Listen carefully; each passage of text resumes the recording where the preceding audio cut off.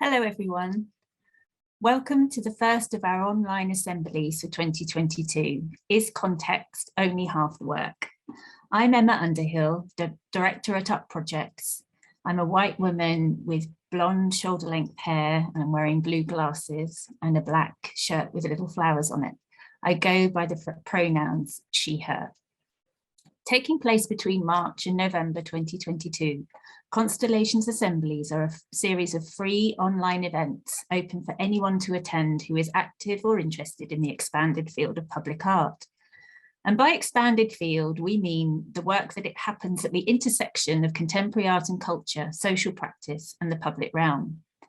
In the UK, while there are increasing opportunities for socially engaged work, particularly in urban development and regeneration programmes, there are very few opportunities to develop sector-specific knowledge and skills. So to address this, Up Projects has developed this programme that's part of our wider Constellations Learning and Development programme. And we're delighted to be working in partnership with Flat Time House, a partner with whom we've been collaborating for a number of years, Liverpool Biennial, who are a new partner for this year, and with independent curator Jess Fernie.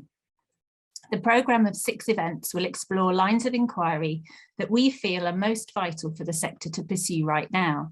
They include questions around sustainability, the role of democracy in social practice, issues relating to the memorial, and of course the question of context that we're exploring today. So if you haven't already done so, please do register for the other events in the programme via Up Project's website. So I'm delighted that today's event will be expertly moderated by Gavin Wade, the founder of Eastside Projects. But before I hand over to him, I would just like to very quickly run through some virtual housekeeping. So if you experience any technical issues during the event, please use the chat function at the bottom of your screen to chat with our dedicated tech support. And on the right of your screen, you will see a Slido bar where you can post questions to our speakers using the Q&A function.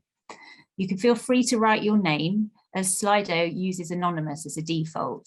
And please note that our chair and speakers will only be picking up questions from Slido and not from the chat function. So please do post your questions in the Q&A to ensure they get answered. We have a British Sign Language interpretation available for this event. So if you need a BSL interpreter, message us in the chat and our tech assistant will give you a dedicated access link. And if you'd like to access closed captions, please select the CC button at the bottom of your video conferencing screen to read along. And just to note that the event is also being recorded today. I really hope you enjoy the event. And once again, please contact us via the chat if you have any technical problems. But now I'm going to hand over to Gavin to kick off the event. Thank you. Thanks, Emma. Hi, everybody. Welcome to Is Context Only Half the Work? It's a great pleasure to be here today to talk about context and a statement that context is half the work, but also a great pleasure to be able to introduce our 2 speakers today. We have Arman Nouri here with us and Jana van Heeswijk, and I will give you a little bit more information about them before they get into their presentation. As mentioned, there is the question on Slido that I hope everybody is able to fill in, and I'm interested to see what percentage figure we get after the presentations before we start our conversation. I want to say a little bit about some of the context here about Artist Placement Group, and also I forgot to introduce myself. So my name is Gavin Wade. I am an artist curator. My pronouns are he, him. And I am also artist curator of Eastside Projects here in Birmingham, and I am senior research fellow at Birmingham City University. I very fortunately came into contact out of seeking them out and met John Latham and Barbara Stavini in around 1999, 2000, and fortunate enough to spend quite a bit of time with them and learn from them, ask them a lot of questions. And I think it's worth considering the Artist Placement Group as a forming and a gathering of people and an attempt at a movement within British art is one of the most important moments in the 20th century that I think has informed not only a wide range of artists and practices in the UK, but around the world. but equally to acknowledge that for many still even it is a slightly hidden history. And when I first came across them, it was because I had come up with what I thought was a great original idea. And I came up with an idea for a quick response unit of artists and curators going in to solve problems and work with communities and tricky situations. And then other artists and curators said to me, have you heard of APG? Have you ever heard of Barbara Stavini or John Latham? And I hadn't. And so I went to seek them out to learn how, what they'd already made happen. And that, I think, to talk about it, why it's so important is that there is a radical shift in thinking about where art happens and who it happens with and for, and how we value it, how we question it, how we judge it. So there is a spatial difference. It takes it out of perhaps customized spaces to house art, takes it out of galleries and museums. And it also offers another ideology. They even presented an idea to lose the phrasing artist. So there was no longer artists, and people working as a part of the artist placement group were described as incidental persons. And there is a great deal of thinking behind that, which comes out of John Latham's practice, with Barbara leading and forging the way. And it was like, where should artists work? Should they work in industry? Can they work as incidental artists with an open brief within a company, within an industrial organization, within a business, which eventually led to thinking about artists or incidental persons working in government.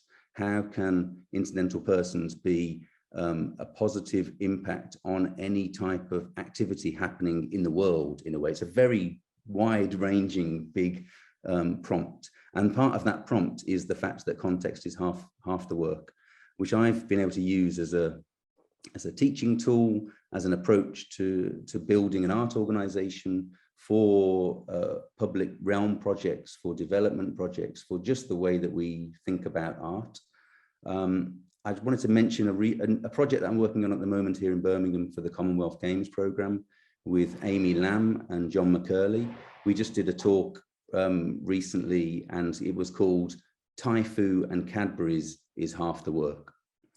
And it's based on their relationship to Birmingham and across a sort of global diaspora position, a sort of Irish, Vietnamese history, a Chinese history through to Canada via Birmingham. And if you're in Birmingham, you cannot escape the impact and the range of activity that comes out of companies like Typhoo and Cadbury's. They affect and infect many aspects of the city's life, even to this day. So there is the artist that we're working with is an anti-colonial perspective, and I think that context is half the work still links into a anti-colonial agenda going forward. So very quickly, I've spoken too much, sorry. Always the habit. Our first speaker will be Arman Nouri. He is a cultural worker with a focus on the role of civic infrastructures and cultural production in community and neighbourhood development. He's currently leading the Mayor of London's Culture and Community Spaces at Risk programme. Arman is also co-founder of Kinstructures, an arts organisation exploring new approaches to building and sustaining community infrastructure. He is a unit lead at Central St Martin's, where he co-delivers critical creative practices as part of the city's MA. And Arman is also an advisor to Theatrum Mundi, a public practice alumnus and a member of music crew Houseplants, which is pretty exciting by the sound of all of that. And our second speaker will be Jana van Heeswijk. Jana is based in Rotterdam. She is an artist who facilitates the creation of dynamic and diversified public spaces in order to radicalize the local. Her long-scale community-embedded projects question art's autonomy by combining performative actions, discussions, and other forms of organizing and pedagogy in order to assist communities to take control of their own futures. That is a great statement, a great starting point. So I think I have done all of my duties here, and I'm going to therefore hand over to Arman, and over to you. Thank you so much, Gavin, for a lovely introduction. I'm just going to share my slides, if you just bear with me. Is that loading now? Yes, well done. Perfect. All right. Hi everyone. Yeah, it's a real pleasure to be with you all today. My name is Arman Nouri. My pronouns are he, him. I have dark long hair, a dark beard, and I'm wearing a yellow jumper. Gavin gave a bit of insight into who I am and what I do, and I think just the only thing I'd add to that is that my roots and my ongoing practice spanned cultural and spatial work. So over the last few years, I've really oscillated between independent publishing, music, curating, community engagement, teaching, and policy. I think all of these experiences are really feeding into the work that I'm about to present.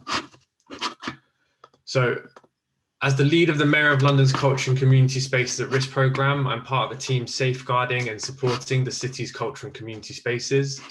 I regularly describe it as the best job I've never created for myself.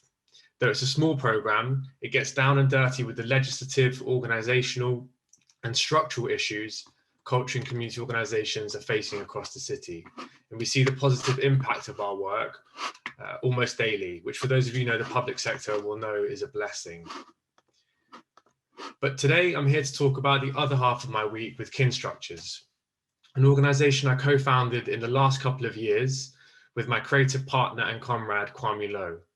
Our mission is to explore new approaches to building and sustaining community infrastructure. Just before the pandemic started, we decided to switch gears on a long-held dream Kwame and I both had to develop a permanent space for grassroots arts and culture in London. Over time, we focused our attention on underused, underloved community centres as the spaces where this sort of art and culture, community building, intergenerational, sensitive to place and people, generative of exchange and connection could flourish. For the sake of both my mental health and your patience, I will skip the details of the trials and tribulations, the at times painful and unpleasant encounters with institutional machinery, and fast forward with joy to the present day. And as will be made clear over the next few minutes, context, understood as interscalar and situated across time, deeply shapes our work in Lewisham. This is us at Orchard Gardens Community Centre in Lewisham, South London, where for the next 6 months we'll be working with local residents to celebrate and realise their local community centre as a space for grassroots cultural production and consumption. Orchard Gardens is what we at Kinstructures call underloved. It spends most of its time alone and empty. Its garden is friendlier towards weeds than the residents who live opposite. Some on the estate don't even know it exists. But on the other hand, there's a lot going for it. Built in 2010, it still feels new. It's flexible, able to accommodate different activities at the same time. It's got big windows and lots of natural light. And most importantly, it lies at the heart of a wonderful community who are ready to put some love into it and get some back in return. And over the next 6 months, our job is to facilitate that exchange. Exchange is an important word for us, and it's central to the arts programme we have designed.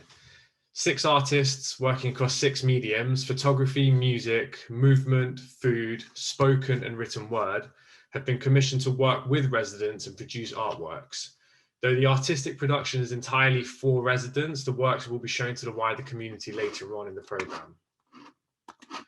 A few weeks ago, we had our first lead artist, the incredible Maya Jeffers, 2-time winner of the Portrait of Britain Award, take residents on a storytelling journey through photography.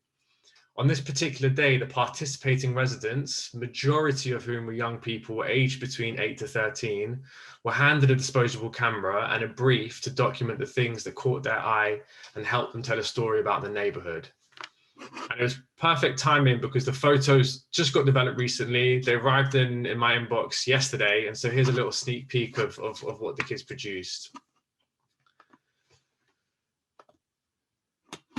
And equally amazing was the fact that for most of the residents, it was the first time they were picking up a camera and they loved it. It was a struggle to get the cameras back at the end, and one even made it back to be used as the official camera for a family birthday. So as the arts programme continues, we're hoping that for those residents who want to get involved, this continues to be a valuable space for them to produce, learn and exchange. Another key part of the programme is the work we are doing to transform the centre's garden into a space for growing food and learning about plants, permaculture and ecology. Food growing and gardening has been an integral part of our thinking since we started Kinstructures. The fact of Orchard Gardens having a garden made it very high on our list, and the more time we've spent there, the more we've understood it to be critical to the work. So bear with me here, there are particular levels to this. Firstly, as the name suggests, before the public housing arrived, the site was an orchard, so food growing has been a historical activity on this land. Into the present day, and we know residents have been asking for more food growing and gardening opportunities on the estate. We also know that Lewisham, and in particular the ward of Lewisham Central where we are located, has high levels of food poverty.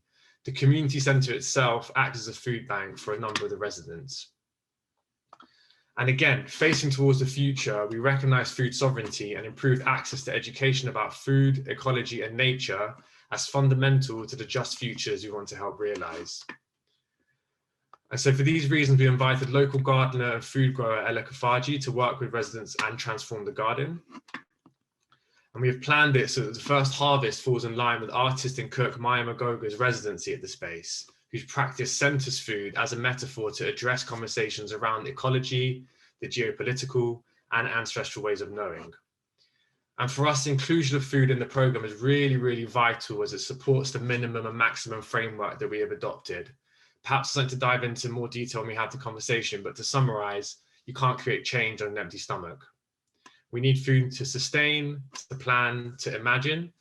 And for us, Orchard Gardens is about creating a programme that supports people to think proactively about their futures.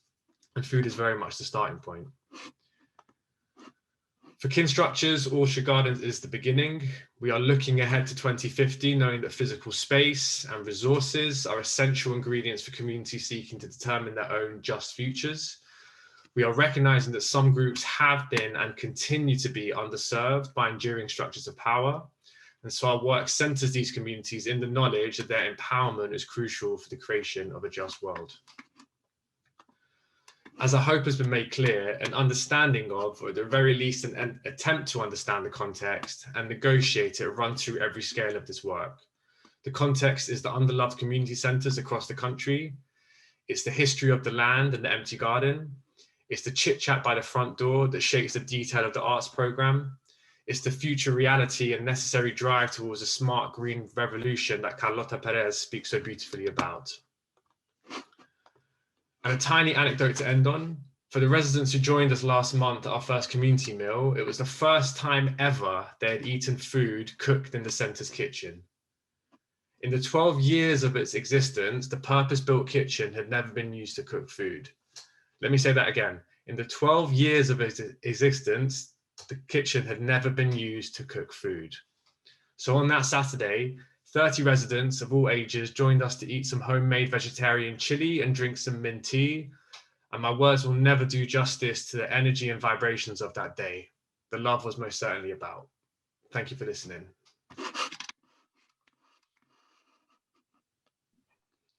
Thank you, Arman. That's great. Okay, we're going to move straight on over to Jana's presentation, and I'll hand over to you and hope that it goes super smooth.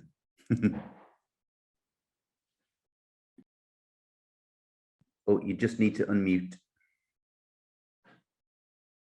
I thought I had everything ready. Hi, everybody. Thank you for having me. Let me describe myself.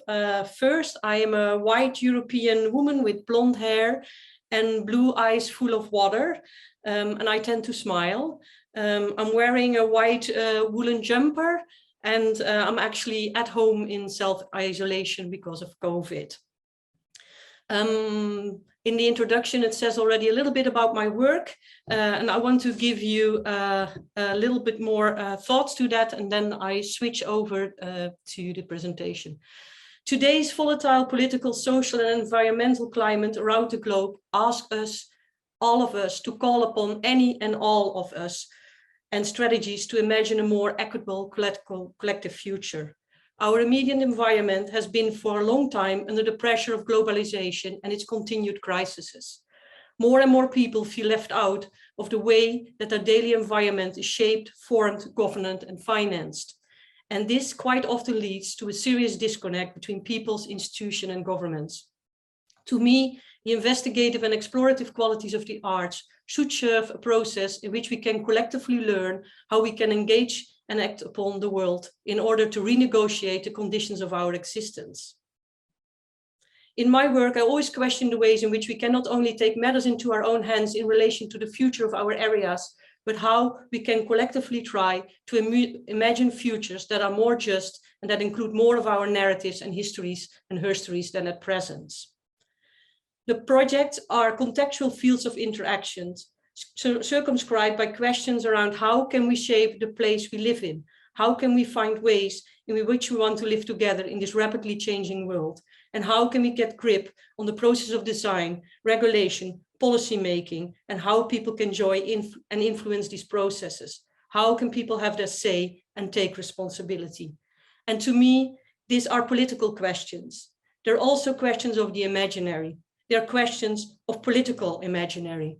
And today I'm going to talk about a long durational project that I've been involved in for many years from the start, but not actively anymore at the moment on the ground. So I will be joined by Tom Murphy, local resident and project manager of Home Baked, who can also answer questions later. I titled this "The Context is the Work," or "The Work is the Context," if you want. So here you see a bird's eye view of the neighborhoods of Anfield in Liverpool. There in the center is Liverpool Football Club, as many of you know, and the project we are working on is opposite to the High Street, about 10 minutes from the center. Traditionally British terrace houses, traditional working class community. We're also the biggest tourist attraction just after the Beatles. So we have over 60,000 people from all over the world walk down our high street up to 30 days a year. Despite that, we are on one of the most deprived areas in the country, with many families living in poverty and high levels of fuel poverty. So people not being able to heat their homes. Those are statistics, but actually we are an area full of creativity and long traditions of mutual support. This is the time we started working in the area, where the government program Housing Market Renewal, where the name was in the key, it was about market renewal, not about community renewal, formed a concept. On our high street for many years, it was more viable to just open on match days, so we had little local provision and lots of takeaways. One of our last family businesses on our neighborhood was a neighborhood bakery. Signs like these were often up for 20 years in the area. A brighter Anfield is coming. One of our co-founders often said, "We are so sick of the waiting for something to come." The graft of building the organization and the groups is its brick and its mortar. Here we set up camp in the recently closed bakery on the corner of the red light area, fated for compulsory sale. The family bakery was one of the last places still open in the area. It had been there for 60 years and had been forced to close by the threat of demolition. From this former bakery, we ran discussions about what a viable alternative to the stalled top-down initiative would look like. Home Baked mission statement reads, "Home Baked is a community land trust and a cooperative bakery co-owned and co-produced by people who live and work in the area. We propose to regenerate our house street, brick by brick and loaf by loaf, using money that is spent in the neighborhood to benefit our community. And the work is based on the simple belief that we all deserve to live well. For us, this means good jobs, secure homes, great food, and welcome spaces to meet, share stories, to learn and celebrate." From the idea of the bakery building, we have been scaling up, particularly developing the wider block and discussing public green spaces around. And here you see some images of the work that we have been doing, which was pretty much DIY. While we were still having a compulsory purchase order on the building, we were trying to do it up and to actually create and show and tell what we thought the future of Anfield should look like. Actually performing a bakery before it was even a bakery. Brick by brick, loaf by loaf. Doing up the building. collectively, learning how to bake again, and serving to the community around, especially as part of the business plan, baking pies on match day. But I want to tell you also a little bit about what we've been doing as the Community Land Trust, where we are sort of over years already trying to co-own the land and to build collectively the houses, renew the houses on the block, as well as the bakery. We want to actually build our own high street. So we want to be developers of ourselves as community. We did a lot of design and planning workshop, capacity building and budgets, but we're also constant activating spaces of imagination. When something has been rubbish for a long time, it can be difficult to imagine good stuff, to imagine potential. And if you are never asked what you think is good, people start to feel apathy. You got to see and experience to believe it. It opens people's minds to more potential. Home Baked would state it like this: we had to collectively learn about baking, land rights, energy sufficiency, creating a cooperative business model and a community land trust, negotiating the council, and all of this as an open, conflictuous, durational and inclusive process, a steep learning curve full of political uncertainties for all involved. And I invited Tom Murphy to speak because we are not just artists, activists and community, we're all artists, activists and communities. We are all contributing our creativity as well as our political skills, as well as our learning skills to this thing. At present, we are gearing up to build this larger community scheme consisting of houses, commercial businesses, all being retrofitted with energy sufficiency to combat also fuel poverty. And I think it's important to also speak that we are wanting to create more local co-owned businesses in the area as well.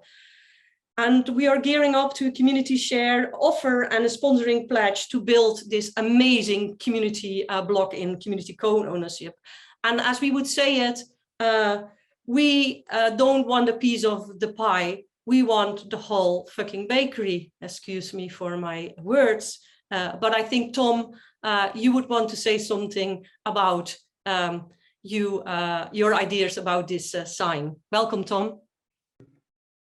Thank you. And it was just to sort of extend on what Shana said. We didn't just want the whole bakery, we wanted the whole block. And it's not just about the whole block now, it's about the whole neighbourhood. So there are a number of different sites and green spaces and buildings coming available across the community within the next couple of months. And us as a community-led organisation is gearing up to take advantage of those opportunities and protect those green spaces and buildings in community ownership. So working with our members and residents and providing a platform for them to develop their talents, hobbies and interests into mini enterprises which take their place upon the rest of the high street, so that the high street not only benefits from the match day footfall, but the shutters on the shops are also up in between home games, and the high street is for the benefit of the community first. So I would say in this case, yes, the work is the context and the context is the work, and it's a continuous undertaking of all of us that are involved. And we absolutely urge you all to come and visit us, to get involved, because we need everybody's support more than ever. And we will share some documents in the chat about our community share offer that's going out. And if there's any way you can support Home Baked CLT, then come and find us.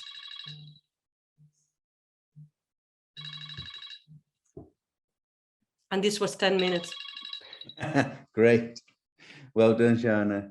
Thank you very much. And thank you, Tom, for that insight. It feels very, very relevant So you're just going to unshare that screen? Yeah, great. Okay. There's a lot to think about, even within this very short space of time. Thank you for being so precise with the projects. I also realized I forgot to describe myself. I left out a bit of context for some people. So I will just add, for those who haven't spotted it, that I'm a white man. I am perfectly bald with very dark blue glasses and a black shirt. And I have an array of framed artworks and books behind me here at Eastside Projects. Just to set the scene a little bit further, I am really taken by the fact that both of you have described what I would call as spheres of context. There are scales of context. And I think that that's something quite interesting to talk about, because often with projects, you can feel like you want to find the scale of context that you might want to link into, but how far can you go? What is there no scale that isn't too big to consider as context? So something, just because when we're talking about a very up close idea of an event, an activity, a community, but then we scale up to global events, global impacts, and obviously politics exists at all of these scales. I think that's the kind of other interesting take on this.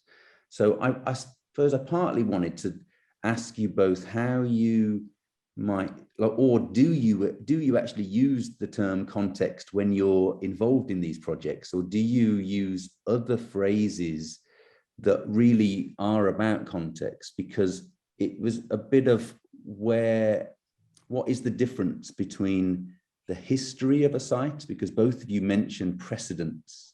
In the orchard and in the bakery, there were both precedents. And then I'm just interested in that relationship of historical context to the present now. How else do you describe that? Jana, do you want to go first? Yeah, I think what is for me is important is that I don't see context as a static given thing, but something that is and I would say even a non-linear continuum that involves past, present, and future at the same time. So it's a lived condition context, and I think for me it's very important to understand that to work within the context also means working with past, present, and future, as well as working at the context, within, at, and sometimes even without, because sometimes it's also good to experiment with positions that are maybe not already given, to understand what it is. So I see it as a form of like working the ground, literally, you know? Yeah. And you mean, when you say working the ground, do you mean it as a metaphor of gardening as well, a sort of play on that? Yeah, that's like, you know, as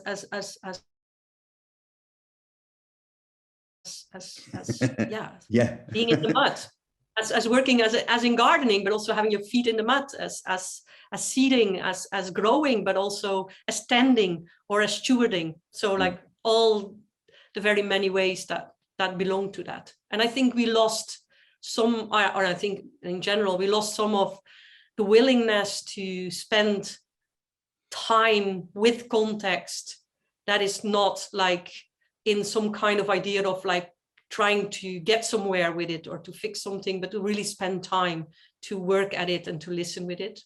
Yeah. And Arman, you mentioned time in your first introduction to how important that is as part of context. How else do you understand that?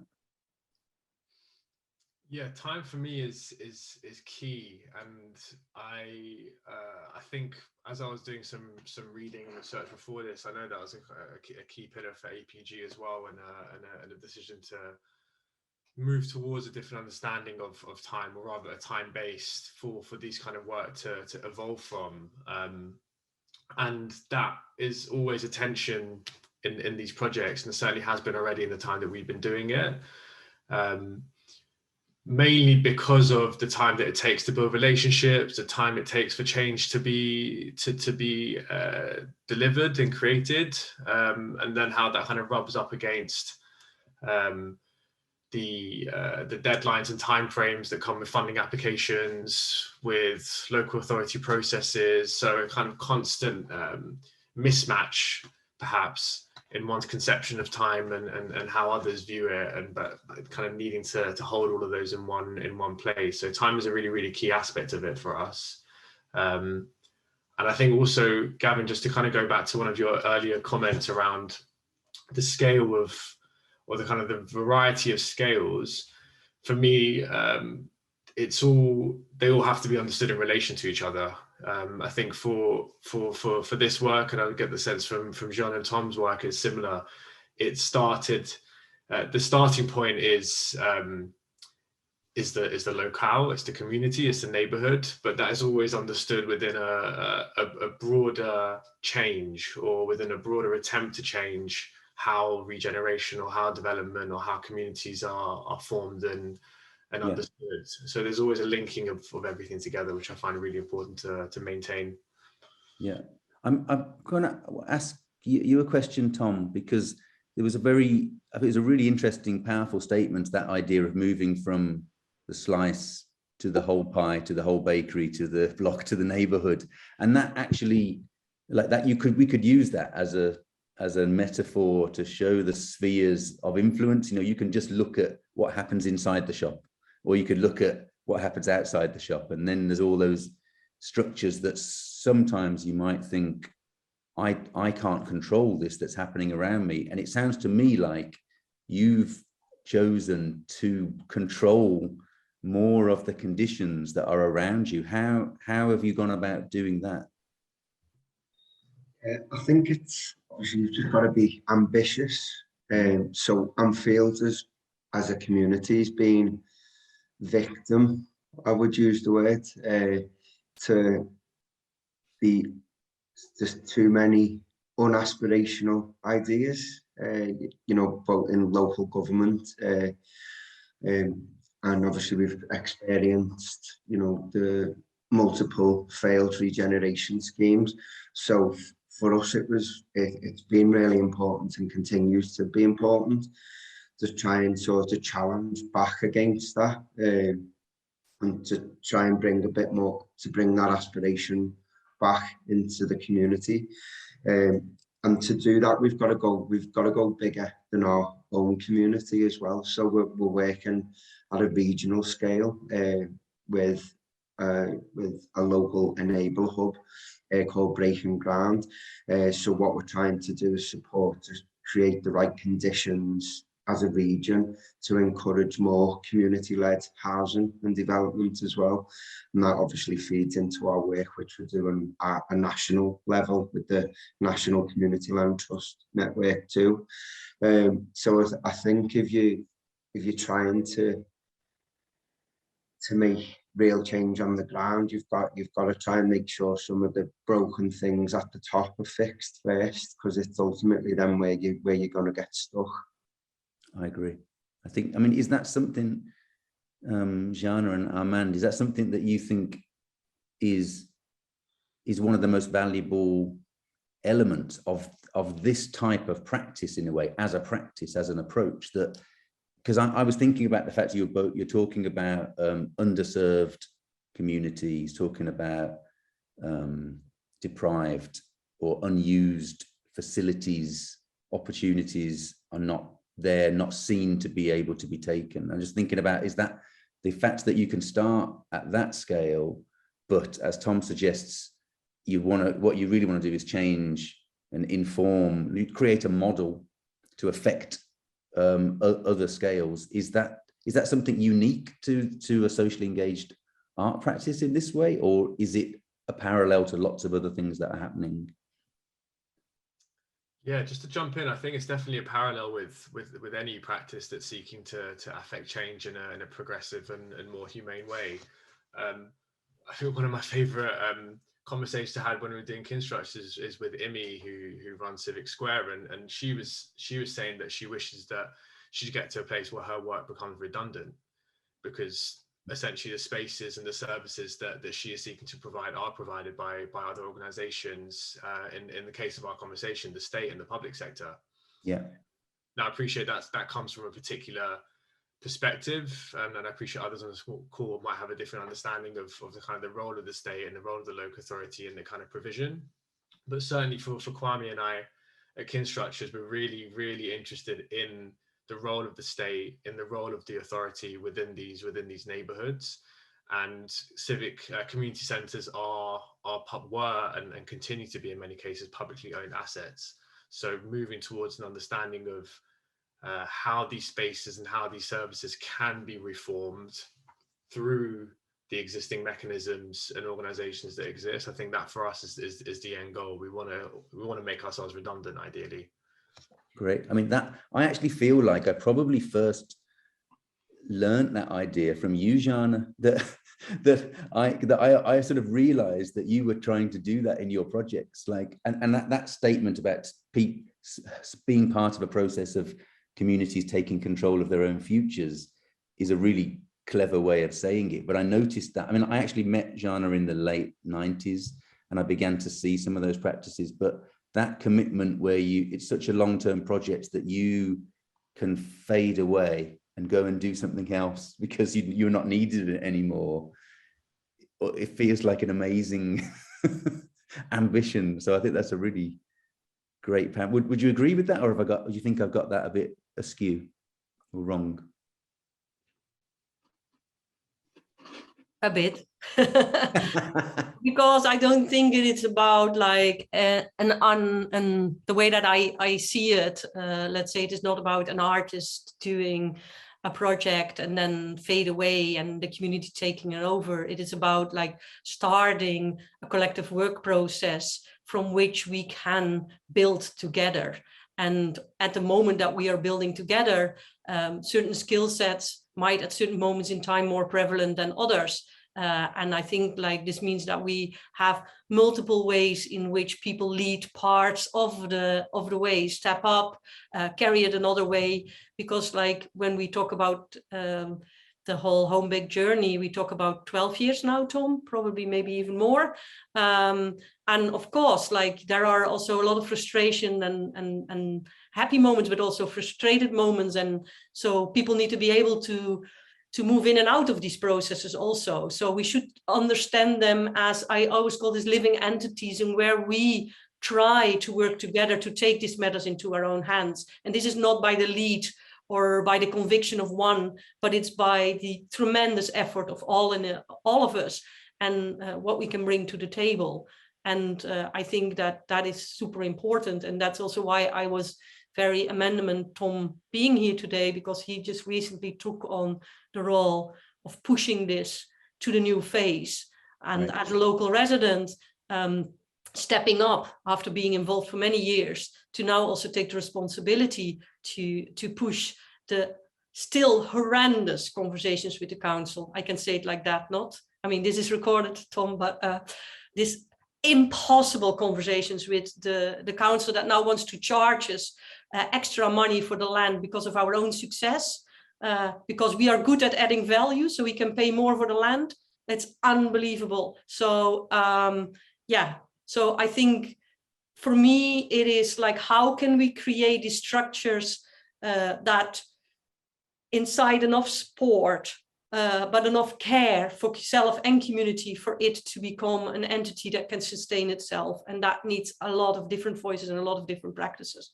So yeah, maybe Tom, you can say something to that. Yeah. Yeah, I think it's just about energy and maintaining that energy, and not everybody has got endless amounts of energy to give all of the time. So I think building a team and building that sort of local support when one of us is having an off day or an off month or an off year, that there's enough people to sort of step forward to keep that momentum going. And I think one thing that is important for us, that we try to always within Home-Baked make sure that these positions are also paid or remunerated in a way that people can afford the time to spend.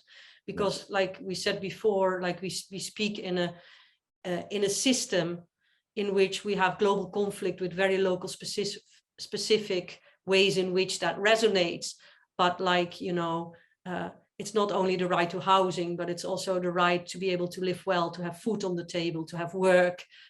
So there's more at stake and in that sense. So it's working at all those conditions at the same time, relentlessly, but also allowing, as Tom said, people having different moments in which they can mentally or physically or financially put that kind of energy to the table. And we try to rotate that as much. And just also, we are okay if people leave for a while, and we're very happy if they join back in. So is that, would you say that that is one of the basic considerations about this a contextual approach, is to ensure that the conditions in which everybody is involved reach a certain level, so that there is a parity, at least a grounding for a parity? Yeah. Because I suppose I'm interested in what a set of basic tools and requirements are needed for these projects to be successful. What are there any things that come to mind? I'm just thinking about just based on what Jean and Tom have said, just the kind of parallels that that the organisation they describe, Homebase, has in the neighbourhood with, for example, local authorities or organisations or institutions, and the extent to which those practices differ and contrast. And certainly for us in Kinstructures as well, trying to get an understanding of what's going to keep the work going and maintained is really key. And I completely resonate with what Tom said. That's such a big part of the work. It's just keeping the energy going. It's keeping it focused, keeping it moving. I think that's such a hard, not only a hard part of the job, but also something that's spoken about the least, in fact. So yeah, I really appreciate that question, Gavin, just in terms of thinking what those actions are. And for us, yeah, the paying is key. We'd only be able to get into this position now because we didn't get funding and pay for our collaborators. And I think what we're trying to move towards more is an understanding of how the community centre can be governed, and what are the principles and processes that will allow residents and us in the community to play a more active part in that, in the management and programming of it. So I think the other thing about it is governance, and really putting together in places processes to bring in those people into the centre and make decisions, which again, Homebase feels like a really amazing reference to learn from. Yeah. Do either of you see, I want to ask a question about art, because I'm interested in, partly in relation to the question of is context half the work. So that means in that statement, half of an artwork isn't context. Now, Jana has sort of put forward an idea that the artwork is context, and you can't. And I'm interested in the way that you've both presented the projects. You haven't identified anything, any separate elements of the projects that could be described as art, rather than something else being part of an artwork, or just part of a creative process. So I'm interested in that, and sort of putting this out to the audience here, because we're going to look at what you've all said you think the percentage is. And I want to ask you to redo the Sligo. I'm just going to have a little look and see what that percentage was, what the highest. Oh, I've lost it. It's gone back to 0. So I think, hold on a sec. When I last looked at it, the winning percentage was 50%. But correct me if anyone else, yeah, so it was 50%. And it was something like about 27 to 30% of people were going for that figure, I think. So now that might just be because we started a talk and that's what that's what the old statement used to say. And so perhaps there's a bit of crowd direction towards following, you know, it's neither here nor there. And I'm just wondering, at the end of this conversation, I want to ask everyone to now that you've heard what's already been presented, whether you've changed your mind and whether you think there's a different percentage of context in any artwork or any creative process. And by extension, I think the interesting thing here is that just that sense of a community process, a community building, requiring creativity, requiring an input of art, but that the art is the incidental. It goes back to being the incidental person again, I suppose. So I'm sort of interested in what that sense of how else, like, do you talk about art much in these projects, or is it just part of your way of working and you don't need to mention the word? Jana, how do you approach it? The way that I normally would approach this is to say that it's more than ever important that we try to create collective imaginaries of a more just future, or a future that we can collectively inhabit. And as an artist, I have probably some skill set to help assist working with imaginaries, but I also want to stress that like for Home Baked, as we will always say, that art is part of our DNA. It is part of the way that we try to create process in which we try to tap in and work with all creativity involved, the way that we do see everybody as co-makers of this project and not as like participants in some kind of a project, but as, I don't like the word co-creators, but like say as people who collectively build this imaginary about what they would like for the place they are. And so art is part of our DNA. And I think that is important to see it as such. I don't see it as half of something else. I see context as the word and art as its DNA. Great. Arman? Yeah, I completely agree with all of that, to be honest. I'm just thinking of what else to say that adds value to what Jean just said. For us, it's a tool, it's the opening of a door, it's an opportunity and an invitation and nothing else. We're under no illusions that for a lot of the issues that communities are facing in Lewisham, and particularly some of the residents that we're working with, art is by no means the answer to their problems, and it probably never will be. And we really recognize that and understand that. So for us, it's, again, going back to the question of the scale and the context, is having a very clear understanding of what the issue is, what the problems are, and having an idea of what that journey needs to be, and art being an opportunity to, as I said before, invite people into the space, to connect people with each other, and to encourage imagination about what those futures look like. And can I sort of want to challenge that idea that art isn't part of the solution, because is it just that a separated out art isn't part of the solution? Is a fully embedded art that is just part of context and can't be distinguished from it? Is that, because I sort of want that to be part of the solution, because from my perspective, I don't think art is something we imagined separate from being human, or separate from just living and connecting to plants or working out how to organize ourselves. I think that the art has always been the leading part of that process, that an artfulness and a way of thinking about even forms of exhibition are actually human ways of existing. So what do you think? Is that a reaction more to the art world than, yeah? That's a good way to reformulate it.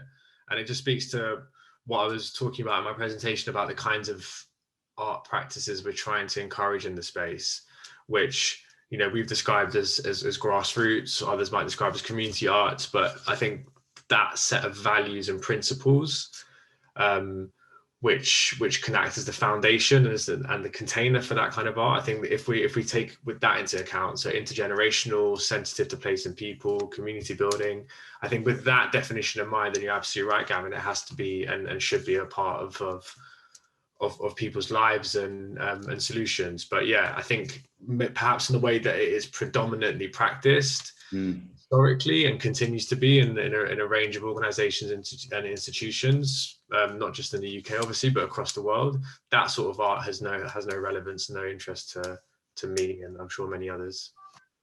Okay. And Tom, do you have any thoughts on that role of art and creativity? Is it just like that idea that Jana said about the DNA? I'm wondering how you embrace that I actually don't know whether you've been to art school or whether you make art in any other ways, or, you know, I don't know. So I'm guessing perhaps not, but. No, I've not been to art school, no. But I would definitely see myself as a creator and a maker of my neighbourhood. And I think, you know, Homebake's being good at using an art programme as a springboard to bring about the change which the community's needed. And it's something that sort of brought us together and keeps us together. So for that, I'm grateful. Yeah. As you saying that, it made me think that the learning is the other way. You know, if such a thing as art schools carry on and art colleges carry on, then they should be working out how to think about being creatively building a neighborhood. You know, that's, you know, any art school worth its salt, I suppose, needs to update its approach. Yeah, Jana, you look like you had something to say. No, I was smiling, so because I think also, you know, what Tom said about, like, you know, being a maker and a thinker and a creator of a future of his own neighborhood. I think we also should sort of like keep in mind that the way that images are brought to us and images about progress or what the future look like, they're very, like, you know, people say colonized, or there's a particular way that we are told success should look like, or progress or future should look like.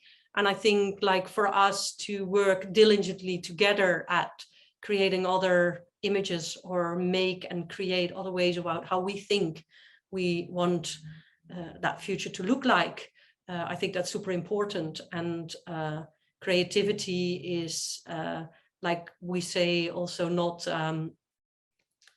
not beholden to one of us. So I think also, like, and the possibility to imagine is not just like an artist tool. Maybe the artist has tools that can assist some of these processes, but yeah, we are not having the single proprietary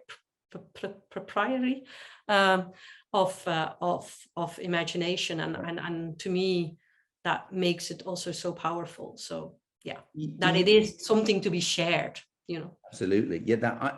Are there any particular examples that you have found yourself using a number of times across projects that you do, that share a learning that you've picked up and you share with others?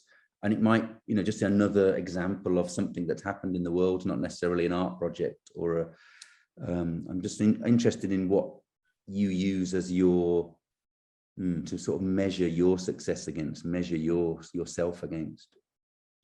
I mean, if you ask me that, like, and Tom was there, so I'm very happy for that, is that I think it's already 2 years ago now, time goes quick, but that I sort of created an exhibition as a series of training called Trainings for the Not Yet, in which I brought community learnings from different communities that I've been working with, and different ways of creating imaginary about the future together in Utrecht at BAC, which we then actively trained with the different communities involved to learn from each other some of the things and to share experiences. So this was like 16 a week, 5 days a week, let's say, training and learning together, and home-baked community members and participants were there to train alongside people from Utrecht, from Amsterdam, from Barcelona,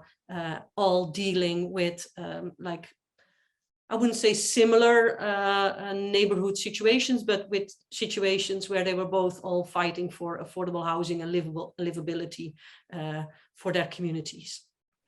Great example. Arman? Is that the question just in terms of references and case studies that we find inspiring? Yeah, I think I mentioned them before, but organizations like Civic Square, like Maya, who obviously are kind of located in proximity to you, Gavin, in Birmingham. That is for me where the future is, and it's already being enacted, it's already being practiced.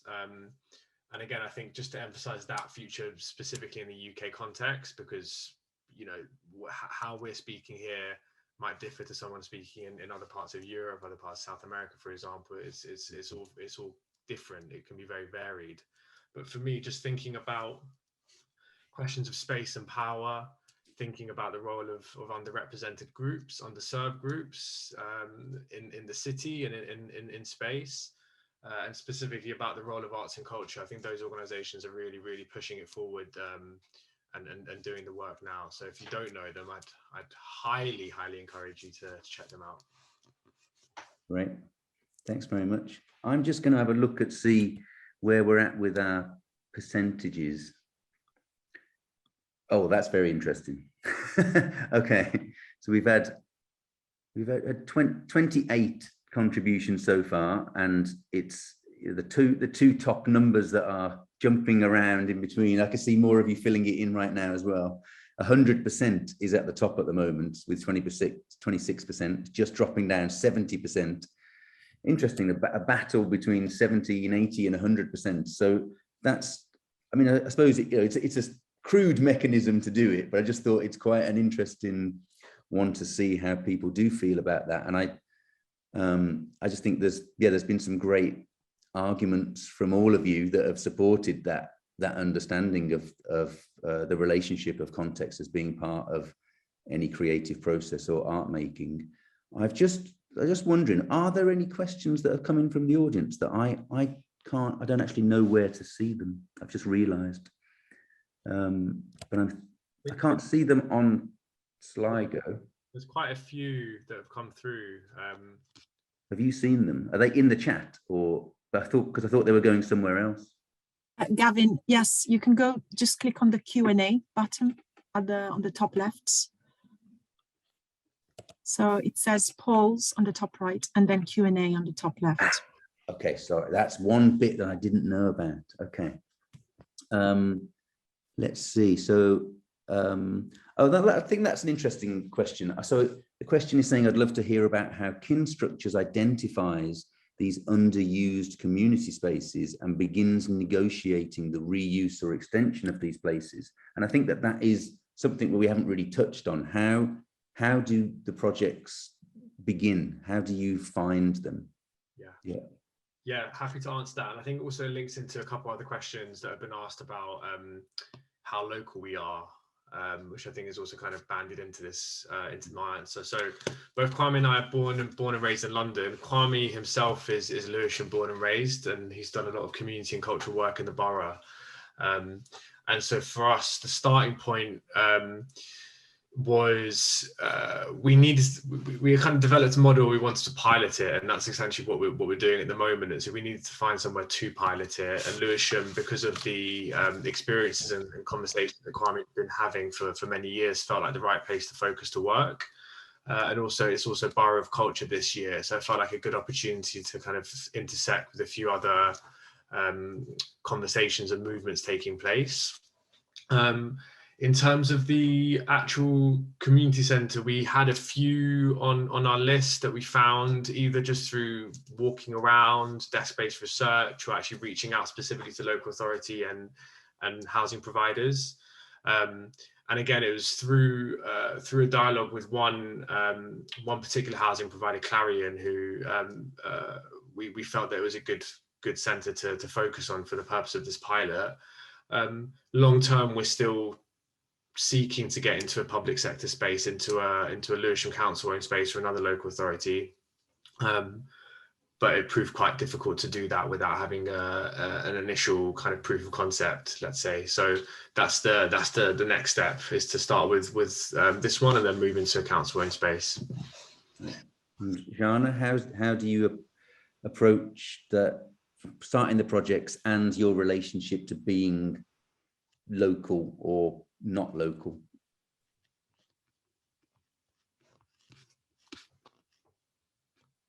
Oh, you're on mute. Sorry for that. Yeah, I first want to say that I see the local not so much as a space, but as a condition, that an emotional condition that sort of like embodies global conflict with local specificities. So this means for me that you can be local in many different ways. You do not necessarily have to be from there in order to be able to be part of a local context. I always give as an example that in another place where I work for a long time, we have a market that is there 2 days a week. There are people that come there for 30 years. They don't live in the neighborhood, but they participate in this neighborhood over 30 years, twice a week. The market stall holders, so they have knowledge of the place. So in Home Baked, at some point we needed bakers. Everybody wanted the bakery to reopen, but there were not really bakers. So baking was a skill that was not there anymore. So sometimes I think the desires to build collectively not always match one-to-one with what is local. But I normally spend huge amounts of time on place, listening into the context, and then starting to set up like camp to create collective working places, and from there it grows. So, and it's about like a continuous involvement, although with like repetitive visits. So it's like, yeah, because if it is to create something that just is not about a project timeline, but about change on the ground, we need to, build something that can, as we said before, that a lot of people can take part in, but take energy with, and we need everybody's energy to carry this forward. So yeah. Right, thank you so much.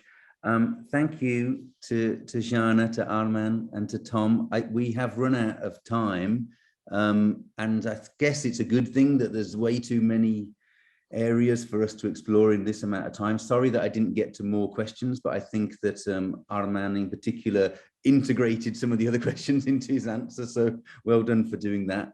I want to just sort of end a little bit just mentioning about I think that these approaches are so important to how we develop, not only as individual practitioners and as collaborators, but as organizations. So I mean, it's something that we are trying to learn from and continue to implement at Eastside Projects. And we have an incidental artist program, and we're part of a very complex and wonderful project to redesign the new market of Birmingham. And so I've really felt a lot of connections coming back to remind ourselves about how we connect and are part of a local agenda in that way. So I want to thank you all for your extreme generosity with coming out with all these points and pointers. And just to end on a fact that we have created from this event is that we can answer our question. So is context only half the work? No, it is more than half the work. We have an answer. So we have achieved something, and I hope that many of you will carry on the good work. Thank you very much, everybody, and hand back over to Emma. Thank you. Thank you so much, Gavin and Jana and Tom and Arman, for this hugely valuable discussion. As you just said, Gavin, there's clearly so much for us to learn and think about in relation to contextual working, and also clearly the role of art itself in all of this. So thank you, and thank you to you, the audience, for joining us this lunchtime and for participating and for all your comments and for your questions. And hopefully we might be able to answer more of those at future events too. It's been fantastic to see so many of you here today. And as our man said so beautifully, you can't make change on an empty stomach. So I hope you find time for some nourishment this lunchtime as well. This is the first event in the series, and we really want to listen and build on your feedback for future events. So to that end, you'll see in the Slido bar a questionnaire, which we'd be really grateful if you could complete before you leave. And hope that we'll see you at the next event, which will explore how socially engaged practice can inspire structural change. So very much picking up on some of the themes that were already covered today. We'll be asking how the incredible range of knowledge, experience that artists, curators and communities bring to these projects can be used to challenge existing power structures. And the event will be chaired by Jess Fernie, the writer and curator who, as I mentioned at the introduction, has also been working with us on the curation of the whole programme of assemblies. We'll be announcing the full lineup of speakers via our social media channels and on our website in a couple of weeks' time. So do sign up to our Instagram or Twitter if you haven't already. And we'll also upload a recording of today's event on our YouTube channel that will include captions, and you'll be able to link to that from our website. So please do sign up to our mailing list for more information about Constellations Assemblies and our wider programme. And finally, another huge thank you to our amazing speakers and to the Art Fund and Arts Council, the Barrington Hibbert Associates and the Constellations patrons and supporters for supporting this programme, and to our partners, Flat Time House and Liverpool Biannual, and to the Constellations programming team. So let's keep the conversation going, and really looking forward to seeing you at the next one. Thanks everyone. Bye.